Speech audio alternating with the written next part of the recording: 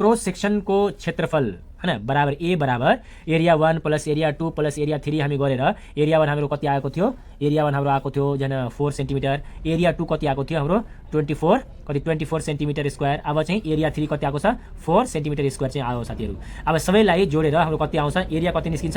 Area हाम्रो आयो 32 centimetre square चाहिँ आयो साथीहरु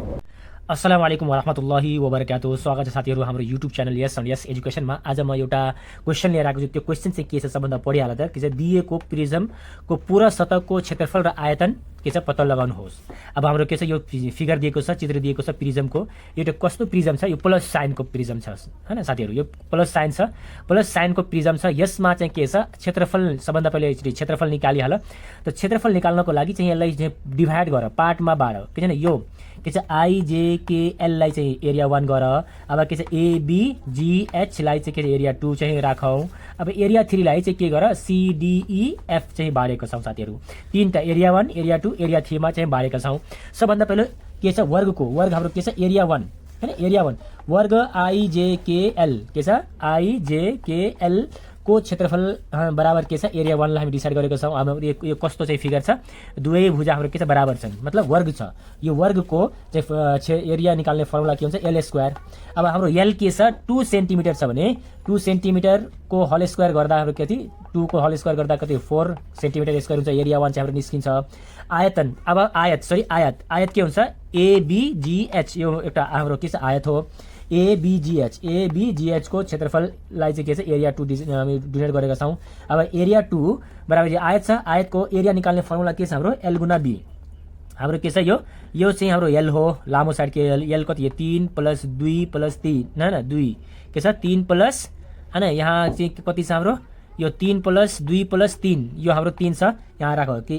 3 + 2 + 3 गुना चाहिँ यो हाम्रो चाहिँ बी चाहिँ छ हाम्रो 3 त यो 3 र 2 5 5 3 8 8 गुना 3 लाई गुना गर्दा हाम्रो कति आउँछ 24 सेन्टिमिटर स्क्वायर चाहिँ एरिया 2 चाहिँ हाम्रो निस्क्यो साथीहरु हैन ध्यान दिनुस् कि यो चाहिँ एरिया 2 हाम्रो कति आयो 24 चाहिँ सेन्टिमिटर स्क्वायर आयो अब फेरि अर्को एरिया 3 फेरि कस्तो छ हाम्रो वर्ग छ यो पनि 2 सेन्टिमिटर यो पनि 2 सेन्टिमिटर यो वर्ग छ अनि फेरि के छ CDEF मा CDEF को जने एरिया निकाल्नको लागि एरिया 3 मतलब A3 चाहिँ डिनोट गरेको छ फेरि हाम्रो वर्ग नै हो एल स्क्वायर त्यसको फर्मुला हुन्छ एरिया निकाल्ने फर्मुला अब एल बराबर हाम्रो 2 सेन्टिमिटर छ अब 2 सेन्टिमिटर को होल स्क्वायर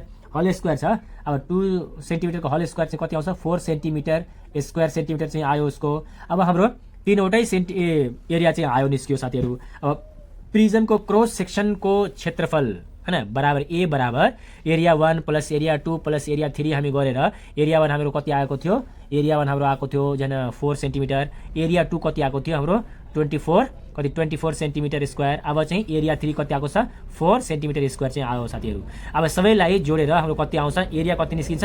एरिया हाम्रो आयो 32 सेन्टिमिटर स्क्वायर चाहिँ आयो साथीहरु आधारको परिमिति के हुन्छ AB प्लस AB प्लस अनि BC अनि प्लस अनि CD प्लस अनि DE प्लस अनि के छ अनि DE पछि अनि फेरि प्लस EF प्लस अनि FG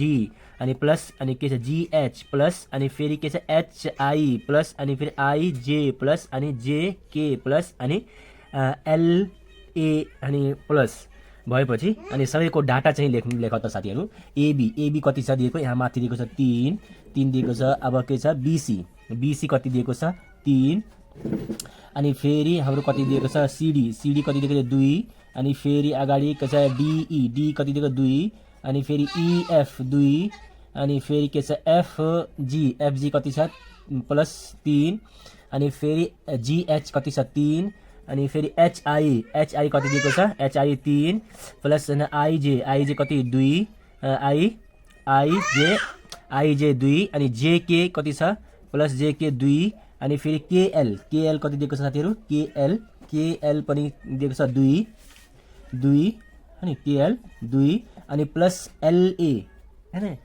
LA मतलब के छ JK 2 दिएको थियो अनि KL यहाँ छुटेको छ KL चाहिँ 2 दिएको छ अनि फेरि LA कति दिएको छ 3 दिएको छ यो सबैलाई जोडेर हाम्रो के आउँछ परिमिति P बराबर चाहिँ आउँछ यो सबैलाई जोडेपछि कति आउँछ साथीहरु 30 आउँछ 30 सेन्टिमिटर आउँछ कति बराबर P हाम्रो के छ परिमिति आधारको परिमिति बराबर कति आयो 30 आयो साथीहरू। यो चाहिँ अहिले याद राख। अनि फेरि अरू एउटा के छ, यसको उचाइ, यो प्रिजमको उचाइ कति छ, यो प्रिजमको उचाइ कति छ, उचाइ मतलब हाइट रहेछ हाम्रो, हाइट बराबर कति छ 5 सेन्टिमिटर। यो के छ 5 सेन्टिमिटर। अनि यो आधार यो चाहिँ यस्तो ठाडो छ, मतलब गिराएको छ, अनि यसलाई चाहिँ ठाडो पार्दा यो चाहिँ प्लस साइन जुन छ त्यो हाम्रो के छ जमिन मुनि गइहाल्छ, तर के हुन्छ यो बेस बनिहाल्छ। अनि यसको यो जो प्लस साइनको जो प्रिजम छ यो चाहिँ यस्तो 5 सेन्टिमिटर छ, यसलाई चाहिँ यस्तो राख्दा चाहिँ के हुन्छ 5 सेन्टिमिटर हाम्रो के हुन्छ हाइट भइहाल्छ, उचाइ भइहाल्छ। यो चाहिँ के भयो 5 सेन्टिमिटर हाम्रो चाहिँ उचाइ भयो साथीहरू। अब चाहिँ के छ अनि पुरै सतहको क्षेत्रफल निकाल्नको लागि चाहिँ अरू अगाडिको जुन स्टेपहरू हुन्छ त्यो चाहिँ हेर साथीहरू। नेक्स्ट स्टेप हाम्रो के छ हैन, पशवर्ती जन त्यो सतहको क्षेत्रफल जुन हाम्रो के छ छड्के सतहहरू हुन्छ नि साथीहरू, त्यो त्यसको चाहिँ नि एरिया चाहिँ के त्यसको एरियाको फर्मुला के छ P × H। P हाम्रो के छ हैन प्यारामिटर, यो चारैतर्फको जन त्यो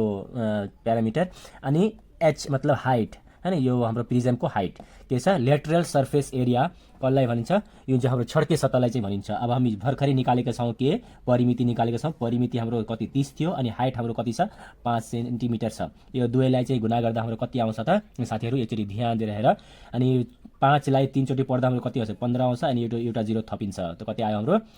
150 सेन्टिमिटर स्क्वायर चाहिँ हाम्रो आयो। के आयो त LSA मतलब लेटरल सर्फेस एरिया, के लेटरल सर्फेस एरिया हाम्रो कति आयो 150 सेन्टिमिटर स्क्वायर सेन्टिमिटर चाहिँ आयो हाम्रो साथीहरू।